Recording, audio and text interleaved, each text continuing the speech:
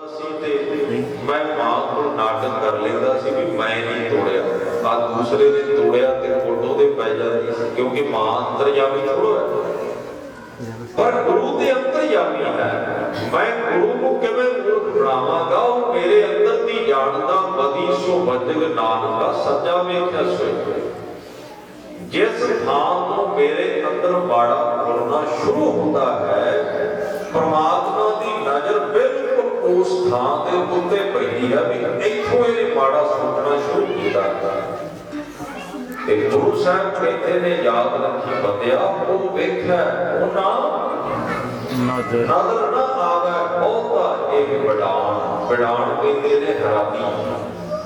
हजूर कहते हो हैरानी की गल ही यह है भी रब का कैमरा तेरे ते लग्या, पता नहीं लगता भी वो वेखदा कित्थों है। वैसे कैमरा कहते उन्होंने जिन्ने सीसीटीवी कैमरे तुसीं बड़े बड़े शोरूमां देखोगे, सिक्योरिटी गार्ड को भी उन्होंने गुप्त रखा जाता कि जे सिक्योरिटी गार्ड ही चोरां नाल रल गया करांगे। कैमरा है ही जिहदा पता ना लगे। और सानू पता लग जाए कि रब का कैमरा इत्थे लग्या गया, मेरे कर्मां नूं वेखदा, सब तो पहला मैं जाके तोड़ा काम खराब हो। पर गुरु साहब कहते नहीं पता लगना, वो वेख्या उन्हां नजर ना आवे बहुता एक बड़ा। यही अचरज बात है। सिੱਖੀ ਦਾ ਪਹਿਲਾ ਸਕੂਲ मां धन्नवाद दा जिउणी जी, जिन्हों ने अपने पुत्र का नाम नगर पाहु पिंड 26 जनवरी 1662 नगर पाहु पिंड के विखे जिथे उन्हों का प्रकाश होंदा, मां ने नाम रखिया दीपा। हर मां बच्चे का नाम बड़े चार नाल रखती है। नाम रखिया दीपा ते 14 साल की उम्र विच अनंदपुर साहिब मां बाप के नाम दर्शनां लई आए। सेवा की खिच प्रगटाई वापस नहीं गए। आनंदपुर साहिब की धरती ते अमृत छक के दीपा दीप सिंह बनया, पर दीप सिंह के जीवन की इन्नी बड़ी कमाई कि वो शहीद बाबा दीप सिंह बनया। एक कमाई है जिहड़ा साडे नाम निर्धारित कर दी। कमाई है कोई गुरमुख हो गया, कमाई है कोई साध हो गया, कमाई है कोई संत हो गया, कमाई है ब्रह्म ज्ञानी हो गया, कमाई है कोई बाबा हो गया। मां ने क्या पुत्र तेरी सेवा की इच्छा है, सेवा कर। सिੱਖੀ का पहला स्कूल मां। मां का फर्ज केवल शरीरक खुराक वाली ध्यान देना नहीं होता, मां ने बच्चे की आत्मक खुराक के वल भी ध्यान देना। इसकी रूह के अंदर की जा रहा, भोजन विच की गया, वो मेरे शरीर का लहू बन गया, पर मन के अंदर कन्ना राही की गया, वो मेरी रूह बन गई, वो मेरा मन बन गया, वो मेरा अंतशकरण बन गया। जिथे मां शरीर की खुराक वाल ध्यान देती है, उत्थे इहदे मन की खुराक का भी ख्याल रखती है। गुरु साहब ने मां की जिम्मेवारी दसी है बाणी। सिੱਖੀ का पहला स्कूल मां। मां नूं क्या गुरदेव माता, गुरदेव पिता, बहुत बड़ा रुतबा है। ते सिੱਖੀ का दूसरा स्कूल जिन्हां मजहबां ने इस गल की इंपॉर्टेंस को समझिया है, उन्हें बड़ा बड़ा नामना कटिया है। जिन्हां ने दुनियावी विद्या के नाल नाल धर्म की गल कौम की पनीरी तक पहुँचाई। मेरी कौम का पैसा किते इस पासे लगता है, साडे इवें दे स्कूल होंदे जिथे दुनियावी विद्या भी अव्वल दर्जे की है, ते जिथे नाल नाल सिੱਖੀ की बात भी उन्हां स्पष्ट जे कोरे कागजां दे उत्ते लिखी जा रही है। तीसरा स्थान सी धर्म स्थान, जिथों रूहानियत वंडी जाती है। रूहानियत का सब तो तगड़ा एक केंद्र, रूहानियत का सोर्स सोमा गुरुद्वारा साहिब। ते गुरुद्वारा साहिब विच गुरु ने एक मर्यादा दी है, कंधा कढ़ के छत पा देण नूं गुरुद्वारा नहीं कहते। गुरुद्वारा है जिथे शरीर की खुराक गुरु का लंगर ते है ही, पर नाल नाल शब्द की विचार आए हुए श्रोते के कानों में पाई जाती है। वो गुरुद्वारा साहिब जिथे शरीर के नाल मन की खुराक भी मिलती है, गुरुद्वारा साहिब। अज ये तिने स्कूलों के बहुत उद्यम करने की लोड़ है, नहीं तो तिने स्कूलों में बड़े बड़े बिगाड़ पैदा हो चुके। धन बाबा दीप सिंह जी, बाबा दीप सिंह जी 14 साल की उम्र में गुरु साहिब के कोल आए, अमृतपान किया। साडे विचों जिन्हां ने नहीं किया कर लेना चाहिए। जिहड़ा आंदा जी मैं नहीं करना, इसकी लोड़ नहीं है, ਇਹਦਾ मतलब वो गुरु तो ज़्यादा सियाणा बन गया। ਇਹਦੀ लोड़ तो गुरु गोबिंद सिंह ਨੂੰ भी पई है। ਹੁਣ गुरु गोबिंद सिंह तो ਅਸੀਂ ज़्यादा सियाणे हैं, ਤੇ ਵੇਖ ਲੈਣਾ ਚਾਹੀਦਾ ਵੀ गुरु तो मैं सिख ज़्यादा सियाणा। जे कहता मैं सियाणा ते महाराज कहते गुर की मत तू ले आने भगत बिना बहुत डूबे सियाणे। कहते तेरे वर्गे पता नहीं किन्ने सियाणे डुब गए ने, जिहड़े सियाणे सी नहीं, वो अपने आप को सियाणे समझते सी पर सियाणे सी नहीं, डुब गए। ते तेरे वर्गे सियाणियां दे नालों ते गुरु साहब ने कहा कबीर कोठी काठ की तह तिस लागी आग, पंडित पंडित जल हुए मूर्ख उभरे भाग। महाराज कहते हो तेरे वर्गे पंडितां दे नालों ते मूर्ख दा बेड़ा पार हो गया। वैसे तो पंडित का बेड़ा पार जाए, पर गुरु साहब कहते मूर्ख का बेड़ा पार हो गया। किहड़े पंडित की गल है? जिहड़ा पंडित सी नहीं, पंडित अखवाउंदा सी। महाराज कहते जिहड़ा गुरु नालों ज़्यादा सियाणा बनने की कोशिश करता सी वो डुब गया। पर वो मूर्ख, वो सीधा जिहा बंदा जिन्हें इधरों गुरु की गल सुनी ते नाल ही मान लई, उहदा बेड़ा पार हो गया। बाबा दीप सिंह जी जिन्हां ने शस्त्र विद्या भाई मनी सिंह जी के कोलों लई है, इतिहास है।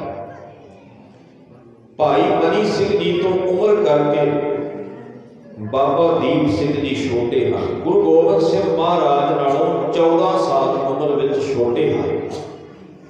तो गुरु गोबिंद सिंह महाराज बड़े हैं, बाबा दीप सिंह जी छोटे हैं। इतिहास का पन्ना कहता है कि छोटे साहिबजादियां नूं पंजाबी गुरमुखी की जिहड़ी विद्या पढ़ाई है ना, वो बाबा दीप सिंह जी ने पढ़ाई है। इतिहास कहता बाबा दीप सिंह जी वो शख्सियत हैं जदों ज़ालिम हुकूमत ने सिखां दीयां सरगर्मियां वेखियां भी ये साडे लुटां दे विच अड़ेका बनते ने सिख, तो सिखा ने देखा भी रात के जो 12 बजते हैं दुश्मन को सोधिया जा सकता है, उन्होंने सोधिया। हुकूमत कहती सिखो साडे कोलों नवाबी लै लो पर साडे नाल तुसीं टक्कर ना लो। ते अंजाम की होया? जदों नवाबी की खिलत आई, खालसे ने गुरमता किया। कहते भी लोड़ ते माया की भी है। हुण माया तो बिना भी कुछ नहीं चलता। जे अज दा संघर्ष चल रहा है तो वो माया की तो लोड़ है, माया तो बिना तो कोई संघर्ष कामयाब नहीं। सिखा ने कहा अज के समय में माया ही ते शस्त्रां की भी संभाल हो सकेगी। नवाबी प्रवान कर ली, पर गुरमता सी कि नवाबी 5 प्यारिਆਂ के चरणों को छुआ के दी जाए। ते जिहड़े 5 प्यारिਆਂ के चरणों को छुआ के नवाबी की खिलत नवाब कपूर सिंह को दी गई। इतिहास कहता उन्होंने 5 प्यारिਆਂ ਦੇ ਵਿੱਚ एक बाबा दीप सिंह जी भी शामिल है। बाबा दीप सिंह जी की शख्सियत। बाबा दीप सिंह जी वो ने जे गुरु साहिबाना ने गुरुद्वारे बनाए ने ते बाबा दीप सिंह जी ने भी धर्म स्थान बनाए हैं। बाबा दीप सिंह जी ने उन्होंने समयां दे विच अज वर्गा सीमेंट नहीं सी हुंदा। काली मिट्टी विच काले मांह की दाल पा के चूना तैयार किया जाता सी। अज भी किते किते भारत विच इदां दीयां वो पुराने चूने नाल बड़ियां इमारतां खड़ियां ने। यूपी च एक मंदिर इदां दा खड़ा, वो इस तरह धर्म स्थान उन्होंने धर्म स्थान बनाए। ਉਹਨਾਂ ਨੇ ਦਮਦਮਾ ਸਾਹਿਬ ਦੀ ਧਰਤੀ ਦੇ ਉੱਤੇ ਇੱਕ ਖੂਹ ਲਵਾਇਆ, ਜਿੱਥੇ ਮਹਾਂਪੁਰਸ਼ ਆਪ ਬਹਿ ਕੇ ਆਉਂਦੇ ਜਾਂਦੇ ਰਾਹਗੀਰਾਂ ਨੂੰ ਜਲ ਛਕਾਇਆ ਕਰਦੇ ਸਨ। ਉਹ ਸਦਾ ਬਹਾਰ, ਸਦਾ ਵਾਸਤੇ, ਹਮੇਸ਼ਾ ਲਈ ਇੱਕ ਦਮਦਮਾ ਸਾਹਿਬ ਦੀ ਧਰਤੀ ਤੇ ਛਬੀਲ ਲੱਗੀ ਸੀ। ਛਬੀਲਾਂ ਅੱਜ ਵੀ ਲੱਗਦੀਆਂ ਨੇ। ਉਹ ਜੀਵਨ ਬਚਾਉਣ ਵਾਸਤੇ ਲੱਗਦੀਆਂ ਸੀ। ਅੱਜ ਕਈ ਵਾਰ ਬੰਦੇ ਮਾਰਨ ਵਾਸਤੇ ਵੀ ਛਬੀਲਾਂ ਲੱਗ ਜਾਂਦੀਆਂ। ਬਾਬਾ ਦੀਪ ਸਿੰਘ ਜੀ ਦੇ ਵਾਰਸ ਅਖਵਾਉਣ ਵਾਲਿਆਂ ਨੂੰ ਜ਼ਰੂਰ ਵੇਖਣਾ ਚਾਹੀਦਾ। ਉਹਨਾਂ ਦਾ ਜੀਵਨ ਕੀ ਸੀ, ਉਹਨਾਂ ਦੇ ਜੀਵਨ ਦੀ ਤਸਵੀਰ ਕੀ ਸੀ। ਧੰਨ ਬਾਬਾ ਦੀਪ ਸਿੰਘ ਜੀ ਦੇ ਸਥਾਨ ਤੇ ਆਪ ਸੰਗਤ ਦਰਸ਼ਨ ਕਰਨੇ ਚਾਹੀਦੇ। ਜਿਨ੍ਹਾਂ ਨੇ ਨਹੀਂ ਕੀਤੇ ਉਹ ਜ਼ਰੂਰ ਕਰੋ। ਮੈਂ ਇੱਦਾਂ ਦੇ ਵਿਅਕਤੀਆਂ ਨੂੰ ਮਿਲਦਾ, ਉਹ ਕਹਿੰਦੇ ਜੀ ਮੈਂ 4 ਵਾਰ ਹੇਮਕੁੰਟ ਸਾਹਿਬ ਜਾਇਆ, ਮੈਂ 3 ਵਾਰ ਹਜ਼ੂਰ ਸਾਹਿਬ ਜਾਇਆ। ਉਹਨਾਂ ਨੂੰ ਪੁੱਛੋ ਵੀ ਦਮਦਮਾ ਸਾਹਿਬ ਗਏ, ਬੀਕਾਨੇਰ ਬੁੱਢਾ ਜੌੜ ਗਏ, ਜਿੱਥੇ ਭਾਈ ਸੁੱਖਾ ਸਿੰਘ ਮਹਿਤਾਬ ਸਿੰਘ ਨੇ ਮੱਸੇ ਦਾ ਸਿਰ ਲੈ ਕੇ ਆਉਂਦਾ ਸੀ, ਉਹ ਥਾਂ ਵੇਖਿਆ? ਨਹੀਂ ਜੀ, ਉਹ ਤੇ ਵੇਖਿਆ ਨਹੀਂ। ਅਸੀਂ ਇਹਨਾਂ ਸਥਾਨਾਂ ਤੇ ਦਰਸ਼ਨ ਨਹੀਂ ਕੀਤੇ। ਪੁੜਾਨੀ ਸਾਹਿਬ ਗੁਰੂ ਹਰਗੋਬਿੰਦ ਸਾਹਿਬ ਜੀ ਦਾ ਚੋਲਾ ਪਿਆ, ਉੱਥੇ ਉਹ ਪੋਥੀ ਸਾਹਿਬ ਸੁਭਾਏਮਾਨ ਨੇ, ਜਿਨ੍ਹਾਂ ਤੋਂ ਸਤਿਗੁਰੂ ਨਿਤਨੇਮ ਕਰਿਆ ਕਰਦੇ ਸਨ। ਉਹ ਸਥਾਨ ਵੇਖਿਆ ਜੀ, ਜ਼ਿਲ੍ਹਾ ਲੁਧਿਆਣੇ ਦਾ? ਨਹੀਂ ਜੀ, ਉੱਥੇ ਤੇ ਗਏ ਨਹੀਂ। ਹਜ਼ੂਰ ਸਾਹਿਬ ਇੰਨੀ ਵਾਰ ਗਏ, ਹੇਮਕੁੰਟ ਸਾਹਿਬ ਇੰਨੀ ਵਾਰ ਗਏ। ਸ਼ਾਇਦ ਸਾਡੀ ਕੌਮ ਵਿੱਚ ਕੁਝ ਇੱਕ ਥਾਵਾਂ ਸਪੈਸ਼ਲ ਪ੍ਰਚਾਰੀਆਂ ਗਈਆਂ, ਪਰ ਇਤਿਹਾਸ ਦੀਆਂ ਬਹੁਤ ਸਾਰੀਆਂ ਇੱਦਾਂ ਦੀਆਂ ਅਸਥਾਨ ਹਨ, ਥਾਵਾਂ ਨੇ, ਜਿੱਥੇ ਅੱਜ ਸਿੱਖ ਨੂੰ ਜਾਣ ਦੀ ਲੋੜ ਹੈ। ਬਾਬਾ ਦੀਪ ਸਿੰਘ ਜੀ ਦਾ ਉਹ ਅਸਥਾਨ, ਜਿੱਥੇ ਅੱਜ ਵੀ ਪ੍ਰਤੀਕ ਵਜੋਂ 2 ਘੜੇ ਪਏ ਨੇ, ਕਿਉਂਕਿ ਉਹਨਾਂ ਦੇ ਕੋਲ ਜਿਹੜੇ 2 ਘੜੇ ਪਏ ਹੁੰਦੇ ਸਨ, ਇੱਕ ਵਿੱਚ ਪਾਣੀ ਹੁੰਦਾ ਸੀ, ਇੱਕ ਘੜੇ ਦੇ ਵਿੱਚ ਭੁੱਜੇ ਹੋਏ ਛੋਲੇ ਹੋਇਆ ਕਰਦੇ ਸਨ।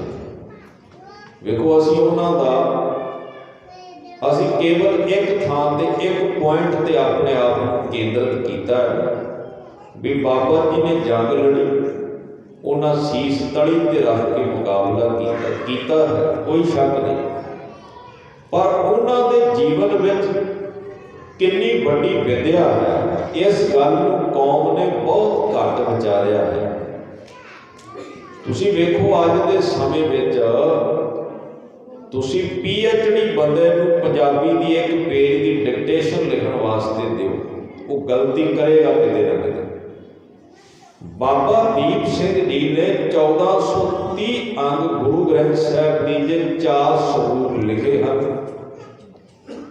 ਮੈਂ ਸਿੰਘ ਸਭਾ ਲਹਿਰ ਦਾ ਇੱਕ ਪੁਰਾਣਾ ਮੈਗਜ਼ੀਨ ਪੜ੍ਹਿਆ ਸੀ, ਉਹਦੇ 'ਚ ਲਿਖਿਆ ਸੀ 5ਵਾਂ ਸਰੂਪ ਉਹਨਾਂ ਨੇ ਅਰਬੀ ਫਾਰਸੀ ਤਰਜਮੇ ਵਿੱਚ ਕੀਤਾ ਹੈ। ਅਰਬੀ ਭਾਸ਼ਾ ਵੈਸੇ ਵੱਖਰੀ ਹੈ, ਫਾਰਸੀ ਵੱਖਰੀ ਹੈ, ਉਰਦੂ ਫਾਰਸੀ ਚੋਂ ਨਿਕਲਦਾ ਹੈ।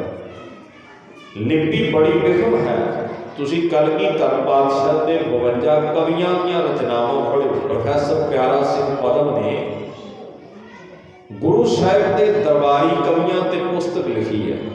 ਤੁਸੀਂ ਪੜ੍ਹੋਗੇ, ਉਹਨਾਂ ਦੀਆਂ ਲਿਖਤਾਂ ਵੇਖੋਗੇ, ਅਰਬੀ ਫਾਰਸੀ ਦਾ ਜੋ ਤਰਜਮਾ, ਜਿੰਨੀ ਵਿਦਿਆ ਬਾਬਾ ਦੀਪ ਸਿੰਘ ਜੀ ਨੇ ਵਿਖਾਈ, ਉਨੀ ਉਹਨਾਂ 52 ਕਵੀਆਂ ਵਿੱਚ ਵੀ ਨਹੀਂ ਮਿਲਦੀ।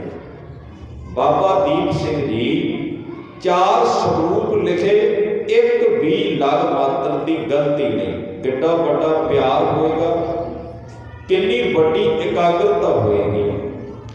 ਦਹਾਕਿਆਂ ਦਾ ਸਮਾਂ ਲਾਇਆ ਗੁਰੂ ਸਾਹਿਬ ਦੀ ਬਾਣੀ ਦੇ ਉਤਾਰੇ ਕਰਨ ਵਾਸਤੇ। ਆਪ ਜੀ ਨੂੰ ਪਤਾ ਹੈ, ਜਿਸ ਵੇਲੇ ਦੂਜਾ ਘੱਲੂਘਾਰਾ ਹੋਇਆ, ਅੱਧੀ ਕੌਮ ਇੱਕ ਦਿਨ ਵਿੱਚ ਕੋਪਰ ਹੀੜੇ ਦੇ ਮੈਦਾਨ ਵਿੱਚ ਸ਼ਹੀਦ ਹੋ ਗਈ। ਅੱਜ ਉੱਥੇ ਇੱਕ ਯਾਦਗਾਰ ਬਣੀ ਹੈ, ਉਹਦੇ ਦਰਸ਼ਨ ਕਰੇ ਜਾ ਕੇ। ਕੋਪਰ ਤੇ ਰਹੀੜਾ ਵੈਸੇ 2 ਪਿੰਡ ਨੇ, ਅਸੀਂ ਇਕੱਠਾ ਨਾਮ ਬਣਿਆ ਕੋਪਰ ਹੀੜੇ ਦਾ ਮੈਦਾਨ। ਅੱਧੀ ਕੌਮ ਇੱਕ ਦਿਨ 'ਚ ਸ਼ਹੀਦ ਹੋਈ, ਤੇ ਇਸ ਥਾਂ ਦੇ ਉੱਤੇ, ਇਸ ਘੱਲੂਘਾਰੇ ਵਿੱਚ, ਜਿਹੜੀ ਗੁਰੂ ਅਰਜਨ ਸਾਹਿਬ ਵਾਲੀ ਪਾਵਨ ਬੀੜ ਸੀ ਨਾ, ਪਾਵਨ ਸਰੂਪ ਗੁਰੂ ਗ੍ਰੰਥ ਸਾਹਿਬ ਦਾ, ਉਹਦਾ ਪਤਾ ਹੀ ਨਹੀਂ ਲੱਗਿਆ ਵੀ ਉਹ ਗਿਆ ਕਿੱਥੇ ਉਸ ਘੱਲੂਘਾਰੇ ਅੰਦਰ। ਤੇ ਸਿੱਖਾਂ ਨੇ ਅਜੇ ਇਹ ਤੇ ਵੇਖਿਆ ਨਹੀਂ ਸੀ ਵੀ ਪਰਿਵਾਰਾਂ ਤੋਂ ਰਹਿ ਕੌਣ ਗਿਆ ਤੇ ਸ਼ਹੀਦ ਕੌਣ ਗਿਆ। ਇਹ ਹਿਸਾਬ ਕਿਤਾਬ ਕਰਨਾ ਤੇ ਅਜੇ ਬਾਕੀ ਹਰਾਤੀ ਸੀ, ਪਰ ਇੱਕ ਬਹੁਤ ਵੱਡੀ ਚਿੰਤਾ ਇੱਕਦਮ ਆ ਪਈ ਵੀ ਗੁਰੂ ਗ੍ਰੰਥ ਸਾਹਿਬ ਦਾ ਸਰੂਪ ਕਿੱਧਰ। ਉਸ ਵੇਲੇ ਫਿਰ ਬਾਬਾ ਦੀਪ ਸਿੰਘ ਜੀ ਨੇ ਕਿਹਾ ਘਬਰਾਓ ਨਾ, ਗੁਰਬਖਸ਼ਿਸ਼ ਦੇ ਨਾਲ ਇਹਨਾਂ ਹੱਥਾਂ ਤੋਂ 4 ਉਤਾਰੇ ਗੁਰੂ ਗ੍ਰੰਥ ਸਾਹਿਬ ਦੇ ਕੀਤੇ ਗਏ ਨੇ ਤੇ ਕੌਮ ਨੂੰ ਡੋਲਣ ਦੀ ਲੋੜ ਨਹੀਂ, ਤੁਹਾਡਾ ਗੁਰੂ ਸਲਾਮਤ ਹੈ। ਇਹ ਕੌਮ ਨੂੰ ਬਹੁਤ ਵੱਡਾ ਢਾਲ ਸੀ। ਕੌਮ ਦੀ ਬੁਨਿਆਦ ਗੁਰੂ ਗ੍ਰੰਥ ਸਾਹਿਬ ਦੀ ਬਾਣੀ, ਜਿਹੜੀ ਬਾਬਾ ਦੀਪ ਸਿੰਘ ਜੀ ਦੀ ਉਹ ਮਹਾਨ ਪਵਿੱਤਰ ਸੇਵਾ ਦੇ ਕਰਕੇ ਅੱਜ ਸਾਡੇ ਵਿੱਚ ਸ਼ੋਭਾਇਮਾਨ ਹੈ ਦਾਤ ਗੁਰੂ ਗ੍ਰੰਥ ਸਾਹਿਬ ਦੀ ਪਾਵਨ ਬਾਣੀ। ਪਿਆਰ ਵਾਲਿਓ, ਧੰਨ ਬਾਬਾ ਦੀਪ ਸਿੰਘ ਜੀ। ਵੈਸੇ ਉਹਨਾਂ ਦੇ ਜੀਵਨ ਦੀ ਬੜੀ ਵਿਚਿੱਤਰ ਕਥਾ ਹੈ। ਅਕਸਰ ਦੁਨੀਆ ਭਾਰੇ ਕੰਮ ਜਵਾਨੀ 'ਚ ਕਰਦੀ ਹੈ, ਪਰ ਬਾਬਾ ਦੀਪ ਸਿੰਘ ਜੀ ਨੇ ਭਾਰਾ ਕੰਮ ਵੱਡੀ ਉਮਰ 'ਚ ਕੀਤਾ ਤੇ ਕਲਮ ਚਲਾਉਣ ਵਾਲਾ ਇਹ ਜਿਹੜਾ ਕਾਰਜ ਹੈ, ਜਿਹਦੇ 'ਚ ਸਿਟਿੰਗ ਦੀ ਲੋੜ ਹੈ, ਇਹ ਕਾਰਜ ਉਹਨਾਂ ਨੇ ਜਵਾਨੀ ਵਿੱਚ ਕੀਤਾ ਹੈ ਤੇ ਵੱਡੀ ਉਮਰ 'ਚ 75 ਸਾਲ ਦੇ ਬਾਬੇ ਨੇ ਹੱਥ ਵਿੱਚ ਖੰਡਾ ਫੜ ਕੇ ਜੰਗ ਲੜੀ। ਕੁਝ ਲਾਈਨਾਂ ਮੈਨੂੰ ਵੀਰ ਨੇ ਲਿਖ ਕੇ ਦਿੱਤੀਆਂ, ਮਨਦੀਪ ਸਿੰਘ ਨੇ, ਮੈਂ ਉਹ ਕਹਿਣ ਦਾ ਯਤਨ ਕਰਾਂਗਾ ਆਪਣੇ ਵਿੱਚ। ਬਹੁਤ ਪਿਆਰੀਆਂ ਸਤਰਾਂ ਬਾਬਾ ਦੀਪ ਸਿੰਘ ਜੀ ਦੇ ਜੀਵਨ ਬਾਰੇ ਉਹਨਾਂ ਲਿਖੀਆਂ। ਸਿੱਖ ਕੌਮ ਦਾ ਸਿਰ ਲੱਥ ਯੋਧਾ ਏ, ਕਹਿਣੀ ਕਰਨੀ ਦਾ ਪੂਰਾ ਹੈ, ਜਿਸ ਉਮਰ 'ਚ ਲੋਕੀ ਸ਼ਾਇਰ ਹੁੰਦੇ, ਉਹ ਉਸ ਉਮਰ ਦਾ ਸੂਰਾ ਹੈ। ਜਿਹੜੀ ਉਮਰ ਵਿੱਚ ਦੁਨੀਆ ਦੀ ਵੀ ਹੁਣ ਬਹਿ ਕੇ ਕੁਝ ਲਿਖ ਪੜ੍ਹ ਲੈਣੇ, ਉਸ ਉਮਰ ਦਾ ਬਾਬਾ ਦੀਪ ਸਿੰਘ ਜੀ ਸੂਰਮਾ ਹਨ। ਉਹ ਉਮਰ ਦੇ ਵਿੱਚ ਉਹਨਾਂ ਨੇ ਸ਼ਸਤਰ ਚੱਕੇ ਨੇ ਤੇ ਸੀਸ ਤਲੀ ਤੇ ਟਿਕਾ ਕੇ ਜੰਗ ਲੜੀ। ਉਂਗਲਾਂ ਮੌਤ ਦੇ ਮੂੰਹ ਵਿੱਚ ਪਾ ਲਈਆਂ, ਉਹਦੀ ਤੇਗ ਨੇ ਜ਼ੋਹਰ ਦਿਖਾ ਦਿੱਤੇ। ਮੌਤ ਨੂੰ ਪਰੇਸ਼ਾਨੀ ਹੋ ਗਈ, ਕਿਉਂਕਿ ਮੌਤ ਨੇ ਕਿਹਾ ਸੀ ਵੀ ਮੈਂ ਤੇ ਅਟੱਲ ਹਾਂ। ਦੁਨੀਆ ਵਿੱਚ ਮਰਨ ਦੇ ਪਰਨ ਹੋਏ ਨੇ ਵੀ ਜੇ ਆਹ ਕੰਮ ਨਾ ਹੋਇਆ ਮੈਂ ਮਰ ਜਾਣਾ। ਅਰਜੁਨ ਕਹਿੰਦਾ ਸੀ ਜੇ ਮੈਂ ਆਪਣੇ ਪੁੱਤਰ ਅਭਿਮਨਯੂ ਦੀ ਮੌਤ ਦਾ ਜੈਦਰਥ ਤੋਂ ਬਦਲਾ ਨਾ ਲਿਆ ਤੇ ਮੈਂ ਮਰ ਜਾਣਾ। ਪਰ ਦੁਨੀਆ ਵਿੱਚ ਇਸ ਤਰ੍ਹਾਂ ਦਾ ਪਰਨ ਕਿਸੇ ਨੇ ਕੀਤਾ ਵੀ ਜੇ ਹਰਮੰਦਰ ਯਾਦ ਨਾ ਹੋਇਆ ਤੇ ਮੈਂ ਮਰਾਂਗਾ ਨਹੀਂ, ਜਦ ਤੱਕ ਹਰਮੰਦਰ ਯਾਦ ਨਹੀਂ ਹੋ ਜਾਂਦਾ। ਦੁਨੀਆ 'ਚ ਕੋਈ ਯੋਧਾ ਜੀ ਨੇ ਇਹ ਪਰਨ ਕੀਤਾ ਵੀ ਜਦੋਂ ਤੱਕ ਮੈਂ ਇਹ ਕਾਰਜ ਕਰ ਨਹੀਂ ਲੈਂਦਾ ਤੇ ਮੌਤ ਵੀ ਨੇੜੇ ਨਹੀਂ ਆਉਂਦਾ। ਇੱਕੋ ਇੱਕ ਯੋਧਾ ਪੂਰੀ ਦੁਨੀਆ ਜਿਹਦਾ ਇਤਿਹਾਸ ਇਹ ਬੋਲਦਾ, ਸਿੱਖ ਕੌਮ ਦਾ ਸਿਰ ਲੱਥ ਯੋਧਾ ਹੈ, ਕਹਿਣੀ ਕਰਨੀ ਦਾ ਪੂਰਾ ਹੈ, ਜਿਸ ਉਮਰ 'ਚ ਲੋਕੀ ਸ਼ਾਇਰ ਹੁੰਦੇ, ਉਹ ਉਸ ਕੌਮ ਦਾ ਸੂਰਾ ਹੈ। ਉਂਗਲਾਂ ਮੌਤ ਨੇ ਮੂੰਹ ਵਿੱਚ ਪਾ ਲਈਆਂ, ਉਂਗਲਾਂ ਮੌਤ ਨੇ ਮੂੰਹ ਵਿੱਚ ਪਾ ਲਈਆਂ, ਉਹਦੀ ਤੇਗ ਨੇ ਜ਼ੋਹਰ ਦਿਖਾ ਦਿੱਤੇ। ਬਿਨਾਂ ਸੀਸ ਜ਼ੁਲਮ ਦਾ ਸਿਰ ਵੱਢ ਕੇ ਉਹਨੇ ਆਪਣੇ ਫਰਜ਼ ਨਿਭਾ ਦਿੱਤੇ, ਆਪਣੇ ਫਰਜ਼ ਨਿਭਾ ਦਿੱਤੇ। ਉਹਨਾਂ ਦਾ ਫਰਜ਼ ਸੀ ਗੁਰਧਾਮਾਂ ਦੀ ਸੰਭਾਲ ਕਰਨੀ। ਤਰਨਾ ਦਲ ਤੇ ਬੁੱਢਾ ਦਲ, ਦੋ ਦਲ ਬਣੇ ਸੀ ਤੇ ਆਪ ਜੀ ਨੂੰ ਦਲ ਦੇ ਮੁਖੀ ਬਣਾਇਆ ਗਿਆ ਤੇ ਗੁਰਧਾਮਾਂ ਦੀ ਸੇਵਾ ਸੰਭਾਲ ਦਾ ਕਾਰਜ ਸੌਂਪਿਆ ਗਿਆ ਸੀ। ਇਹ ਜ਼ਿੰਮੇਵਾਰੀ ਲਾਈ ਗਈ ਸੀ। ਇਸ ਜ਼ਿੰਮੇਵਾਰੀ ਨੂੰ ਕੌਮ ਦੇ ਸਯੋਧੇ ਨੇ ਨਿਭਾਇਆ, ਸੀਸ ਤਲੀ ਤੇ ਰੱਖ ਕੇ ਨਿਭਾਇਆ। ਨਾਨਕ ਉਹਨੂੰ ਸਿਖਾ ਗਏ ਨੇ ਕਿਵੇਂ ਕਰਨਾ ਸਾਹਮਣਾ ਬਾਬਰ ਦਾ, ਉਹ ਕੱਲਾ ਹੀ ਕਰ ਅਰਦਾਸ ਤੁਰ ਪਿਆ, ਅੰਤ ਕਰਨ ਲਈ ਜਾਬਰ ਦਾ। गुरु ने वैसे सिख नूं कल्ला क्या नहीं। महाराज कहते एक सिख आउंदा सी ना गुरु के लंगरां ते खालसा ही बोला ये सी भी 1.25 लाख फौजां उतरिया ने। 2 सिख आउंदे सी ते आंदे भी 2.5 लाख फौजां उतरे आईयां ते जिहड़े सूहीए बैठे हुंदे सी ना जिहड़ी सूह लैण वास्ते वो कंब जाते सी भी इकट्ठा ही 2.5 लाख उतरदा साडा बनेगा की। ਇਹ ਗੁਰੂ ਨੇ ਜਿਹੜੇ ਬੋਲੇ ਬਖਸ਼ੇ ਨੇ ਨਾ ਇਹਨਾਂ ਦਾ ਕੋਈ ਮਤਲਬ ਹੈ। ਇਹ ਕੋਡ ਵਰਡ ਸੀ ਖਾਲਸੇ ਦੇ। ਗੁਰੂ ਨੇ ਇੰਨੀ ਬਰਕਤ ਪਾਈ ਹੈ ਵੀ ਸਿੱਖ ਕਿਤੇ ਇਕੱਲਾ ਨਹੀਂ ਹੁੰਦਾ। ਇਹ ਸਿੱਖਿਆ ਅਸੀਂ ਕੌਮ ਦੀ ਪਨੀਰੀ ਦੇ ਅੰਦਰ ਬਿਠਾਉਣੀ ਹੈ। ਇਹ ਨਾ ਹੋਵੇ ਵੀ ਬੱਚੇ ਨੂੰ ਤੁਸੀਂ ਰਾਤ ਨੂੰ ਕਹੋਗੇ ਬਹੁਤ ਦਰਵਾਜ਼ਾ ਬਾਹਰਲਾ ਲਾ ਕੇ ਆ ਤੇ ਉਹ ਕਹੇ ਵੀ ਪਾਪਾ ਜੀ ਨਾਲ ਆਓ। ਉਹਨੂੰ ਦੱਸਣਾ ਪੈਣਾ ਵੀ ਤੈਨੂੰ ਗੁਰੂ ਨੇ 1.25 ਲੱਖ ਦੇ ਬਰਾਬਰ ਰੱਖਿਆ। ਪਰ ਕਰੀਏ ਕਿ ਉਹਨੇ ਟੀਵੀ ਵਿੱਚ ਚੀਜ਼ਾਂ ਹੀ ਇੱਦਾਂ ਦੀਆਂ ਵੇਖ ਲਈਆਂ ਉਹਦੇ ਅੰਦਰ ਵਸ ਗਈਆਂ ਵੀ ਇੱਕ ਭੂਤ ਹੁੰਦੀ ਹੈ ਉਹ ਇੱਦਾਂ ਆ ਜਾਂਦੀ। ਅਸੀਂ ਉਹਨੂੰ ਇਹ ਨਹੀਂ ਦੱਸਿਆ ਵੀ ਗੁਰੂ ਗੋਬਿੰਦ ਸਿੰਘ ਜਿੱਥੇ ਖੜ੍ਹਦੇ ਨੇ ਨਾਲ ਉੱਥੇ ਸਿੱਖ ਇਕੱਲਾ ਨਹੀਂ ਹੁੰਦਾ, ਉਹ 1.25 ਲੱਖ ਦੀ ਪਾਵਰ ਨਾਲ ਲੈ ਕੇ ਫਿਰਦਾ। ਬਾਬਾ ਦੀਪ ਸਿੰਘ ਜਦੋਂ ਤੁਰੇ ਦਮਦਮਾ ਸਾਹਿਬ ਦੀ ਧਰਤੀ ਜਦੋਂ ਤੁਰੇ ਨੇ ਉੱਥੇ ਨਹੀਂ 10,000 ਸਿੱਖ ਬਾਬਾ ਜੀ ਦੇ ਨਾਲ। ਉੱਥੇ ਜਦੋਂ ਤੁਰੇ ਨੇ ਤੇ ਰਾਹ ਦੇ ਵਿੱਚੋਂ ਸਿੱਖ ਨਾਲ ਹੁੰਦੇ ਗਏ ਨੇ। ਤਰਨ ਤਾਰਨ ਸਾਹਿਬ ਮਝੈਲ ਸਿੱਖ ਨਾਲ ਫੌਜਾਂ ਨਾਲ ਤੁਰੀਆਂ ਤੇ ਉੱਥੇ ਜਾ ਕੇ ਜਦੋਂ ਬਾਬਾ ਜੀ ਨੇ ਵੇਖਿਆ ਵੀ ਹੁਣ ਗਿਣਤੀ ਕਾਫੀ ਹੈ ਫਿਰ ਲਕੀਰ ਖਿੱਚੀ ਸੀ।